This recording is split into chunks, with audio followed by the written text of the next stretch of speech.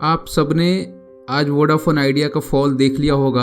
लगभग 20% से ज़्यादा का फॉल है और वोडाफोन आइडिया एक गवर्नमेंट कंपनी बनने जा रही है, ये भी आप में से कई लोगों ने सुन लिया होगा अब तक। तो इसी बारे में आज हम डिस्कस करेंगे और हम वोडाफोन आइडिया का चार्ट देखेंगे। मेरा नाम है धनंजय यादव और आप देख रहे हैं ब्लूमेट्रिक। आज वोडाफोन आइडिया 20% डाउन हुआ है और ये इसका रीज़न क्या है मैं ये भी आपको बताऊंगा और वोडाफोन आइडिया का हम चार्ट भी देखेंगे कि अब इसका सपोर्ट क्या है और इसका टारगेट क्या है। पहले हम जान लेते हैं कि वोडाफोन आइडिया में हुआ क्या है।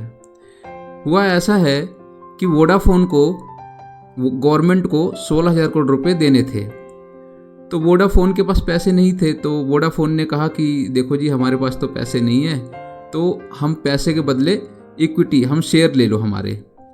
तो गवर्नमेंट ने सोचा विचारा और काफ़ी टाइम बाद उन्होंने कहा कि ठीक है, हम आपका प्रस्ताव मंजूर करते हैं। और अब वोडाफोन आइडिया को जो गवर्नमेंट को 16,000 करोड़ रुपए देने थे, उसके बदले अब अपने शेयर दे देगी, अपनी इक्विटी दे देगी। तो अब उस इक्विटी की प्राइस क्या है, 10 रुपये पर शेयर के हिसाब से गवर्नमेंट उसको ले रही है। ये इसकी लेटेस्ट डेवलपमेंट थी। आगे क्या है कि अब इस शेयर होल्डर में वोडाफोन आइडिया के गवर्नमेंट का जो स्टेक है वो सबसे ज़्यादा हो गया है। जैसा कि आपको पता है, कंपनी में किसी का भी स्टेक अगर सबसे ज़्यादा हो जाता है तो उसकी मेन ओनरशिप हो जाती है। तो गवर्नमेंट का स्टेक अब 35.8% है। वोडाफोन पीएलसी जो यूके की कंपनी है उसका 28.5% और आदित्य बिरला का 17.8%। अभी हम वोडाफोन आइडिया का शेयर होल्डिंग पैटर्न भी देखेंगे कि क्वार्टर बाय क्वार्टर इसने क्या किया है।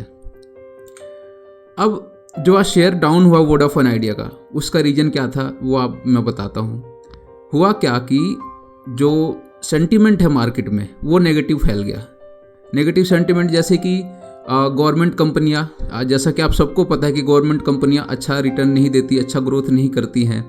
तो मतलब जो स्मार्ट मनी है, जो अच्छे इन्वेस्टर हैं, जिन्होंने अच्छा पैसा डाल रखा है इसमें, उन्होंने ये सोचा कि गवर्नमेंट के हाथ में चली जाएगी तो फिर सारी बाकी गवर्नमेंट कंपनी जैसा हाल इसका भी हो जाएगा। और स्पेशली जो टेलीकॉम सेक्टर में गवर्नमेंट ने जो हाल किया है एमटीएन और बीएसएनएल का, उसको देखते हुए सेंटिमेंट और नेगेटिव हो गया। दूसरा पॉइंट है गवर्नमेंट की पॉलिसीज़। जैसा कि गवर्नमेंट ने कहा था कि हम यहाँ बिजनेस करने नहीं आए, हमारी सरकार बिजनेस करने नहीं आई है। और अगर पीछे कुछ दिनों में देखा जाए तो गवर्नमेंट कंपनियों को चला रही है। तीसरा है इक्विटी डिल्यूशन। अब इक्विटी डिल्यूशन में क्या है कि 16,000 न्यू शेयर्स आ जाएंगे अब जब इस करार के बाद। तो वोडाफोन आइडिया के पास पहले ही बहुत सारे शेयर हैं और 16,000 न्यू शेयर्स और आ जाएंगे, तो इसका नेगेटिव इम्पैक्ट पड़ता है ईपीएस पे और इन्वेस्टर पे भी इसका नेगेटिव इम्पैक्ट पड़ता है। आगे चल के देखते हैं कि इसमें पॉजिटिव क्या है। पॉजिटिव जैसा कि आप सबको पता है कि सरकार के हाथ में चली गई है वोडाफोन आइडिया, तो अब ये सर्वाइव कर जाएगी क्योंकि सरकार कभी भी डिफ़ॉल्टर नहीं घोषित करेगी इसको। तो अब सरकार के हाथ में है ये। दूसरा लेंडर्स यानी जिन्होंने वोडाफोन आइडिया को पैसे दिए, यानी कि बैंक्स वगैरह, तो अब इनके पैसे इनको वापस मिल जाएंगे क्योंकि अब श्योरिटी हो गई है कि अब सरकार के हाथ में, तो सरकार पैसे चुका देगी। और वेंडर्स जो इसके टावर वगैरह बिठाते हैं तो उसके भी पैसे लगते हैं, तो इनको भी वोडाफोन आइडिया से पैसे लेना था, तो अब इनको भी पैसे मिल जाएंगे। बाकी गवर्नमेंट ओन कंपनी हो गई अब, तो अब डरने की कोई बात नहीं है। आगे चल के हम देखेंगे इसका share holding pattern. Share holding pattern में हम देखेंगे कि ये शेयर होल्डिंग पैटर्न है वोडाफोन आइडिया का। मैं आपको दिखाता हूँ क्वार्टर बाय क्वार्टर। तो शेयर होल्डिंग पैटर्न में एक सबसे अच्छी बात क्या है कि पीछे 1-1.5 सालों में बहुत ज़्यादा उतार चढ़ाव है वोडाफोन आइडिया में, लेकिन जो प्रमोटर्स हैं इन्होंने अपनी होल्डिंग कम नहीं करी। आप देखेंगे सितंबर 2020 में 72.5 की होल्डिंग थी, वो आज भी कायम है। अब दिसंबर का पैटर्न आ जाएगा शेयर होल्डिंग, तो वो देखेंगे उसमें क्या होता है, बट अभी तक इन्होंने कम नहीं किया है। हाँ, एफआईआई इसने कम किया है, एफआईआई इसने कंटिन्यू कम किया है। यहाँ से देखेंगे आप, ये कंटिन्यू कम किया 3 क्वार्टर से। और डीआईएस ने बढ़ाया है 3 क्वार्टर से, ये देखिए डीआईएस ने बढ़ाया है और हमारी पब्लिक ने भी बढ़ाया है।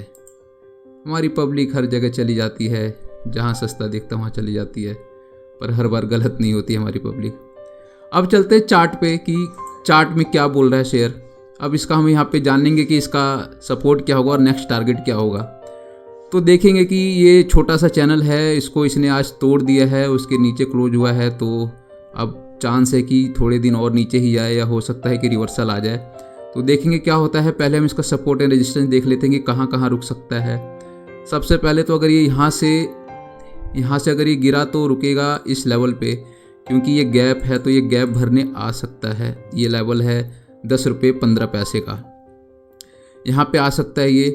और इसका सपोर्ट क्या बनता है मैं वो भी बता देता हूँ। इसका नेक्स्ट सपोर्ट बनेगा ये इस लेवल पे सपोर्ट बनेगा इसका नेक्स्ट। और अगर इसको तोड़ता है तो फिर अगेन ये गैप भरने आ जाएगा, यहाँ पे ये लेवल होगा इसका। तो अभी इसके सपोर्ट कितने बनते हैं हमें एक बार और देख लेते हैं। जो ये लेवल है, जिस लेवल पे अभी ये है वो बहुत इंपॉर्टेंट लेवल है। इसको भी इसने तोड़ दिया है, इस लेवल को, ये लेवल इसने तोड़ दिया है। बट आई होप कि ये ऊपर चला जाए। तो इसके ऊपर आना भी बहुत ज़रूरी है इसको। और नीचे आता है तो ये इसका सपोर्ट होगा। सपोर्ट क्यों होगा? क्योंकि ये गैप है तो इस गैप को भरने आ सकता है। अब ये गैप कितने पे है? 10 रुपये 15 पैसे पे। और जो मेन सपोर्ट है उसका वो ये है 9 रुपये 55 पैसे पे।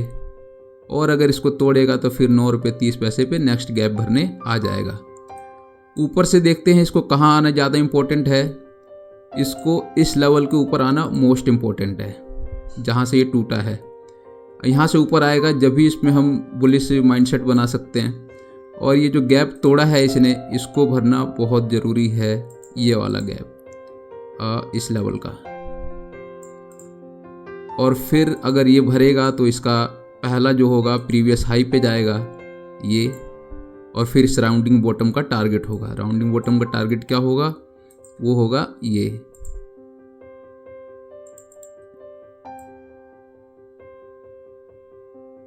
टारगेट होगा राउंडिंग बॉटम का थोड़ा और नीचे, लगभग मोटा मोटी देख लेते हैं।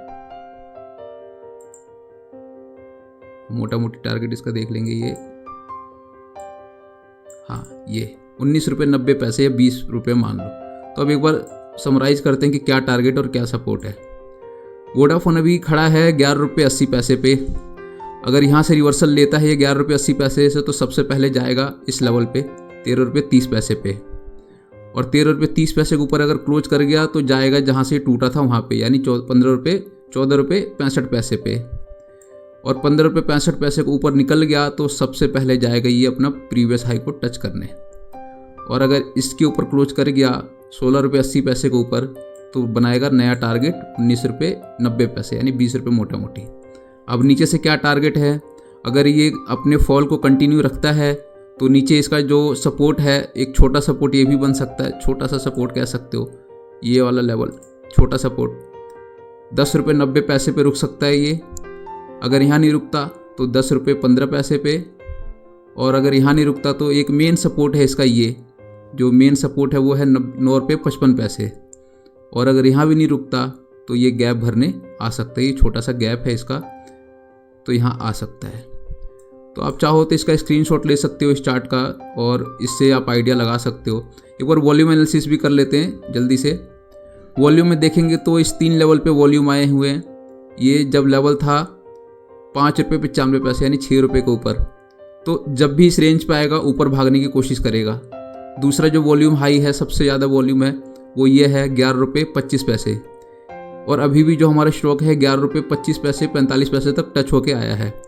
तो हो सकता है अगर इस लेवल से 11 रुपये 25 पैसे अगर आए वापस, तो यहाँ से ऊपर की तरफ भाग जाए, क्योंकि यहाँ पे एक स्ट्रॉन्ग बाइंग हुई है। और स्मार्ट मनी ने जिसने बाई किया है वो इसको नीचे आने नहीं देगा, जहाँ तक उम्मीद है। बट होता क्या है कि फॉल में फियर में कुछ भी हो जाता है, तो यहाँ से नीचे आने नहीं देगा, उम्मीद है। दूसरा वॉल्यूम है इस लेवल पे, क्या है लेवल? ये 15 रुपये। तो अगर 11 रुपये को रेस्पेक्ट दे देगा तो 15 रुपये तक जरूर आएगा, क्योंकि जिसने इस लेवल पे ख़रीदा है वो इस लेवल पे लेके जाएगा इसको 15 रुपये पे। और बाकी ये फॉल का वॉल्यूम है, हो सकता है इसमें बाइंग भी हुई हो। तो ये वॉल्यूम बहुत इंपॉर्टेंट है। और ये वॉल्यूम 11 रुपये 25 पैसे और ये है 15 रुपये। तो इन 2 वॉल्यूम के लेवल तक ये स्टॉक ऊपर जाने को पूरा ट्राई करेगा। बाकी फियर में देखते हैं क्या होता है, या नेक्स्ट डे क्या होता है, कैसी डेवलपमेंट आती है, उस पर डिपेंड करता है। ये जो वोडाफोन आइडिया स्टॉक है ये टेक्निकल से ज़्यादा फंडामेंटल और बाहरी न्यूज़ पे काम करता है, तो इसमें ज़्यादा कुछ कह नहीं सकते। उम्मीद है वीडियो पसंद आई होगी। अगर पसंद आई है तो वीडियो को शेयर करो और भी मैंने कई सारे स्टॉक्स के शेयर रिव्यू कर रखे हैं, मैंने बैंक्स के कर रखे हैं, उनको जाके देखिए। जैसे कि PVR हो गया, RBL बैंक हो गया, कोटक महिंद्रा बैंक हो गया, SBI हो गया, DLF हो गया, जिन जिन का भी रिव्यू किया है सबने बहुत बढ़िया परफॉर्म किया है। PVR का तो ऐसे टाइम पे रिव्यू किया था जब बहुत ज़बरदस्त फॉल आ गया था इसमें, तो उस टाइम पे ही मैंने रिव्यू किया था और बताया था कि ये ऊपर ही जाना है एंड ऑफ टाइम इसे, और सेम वही बेस्ट परफॉर्म कर रहा है अपना PVR। तो जाइए और वीडियो को देखिए। Thank you.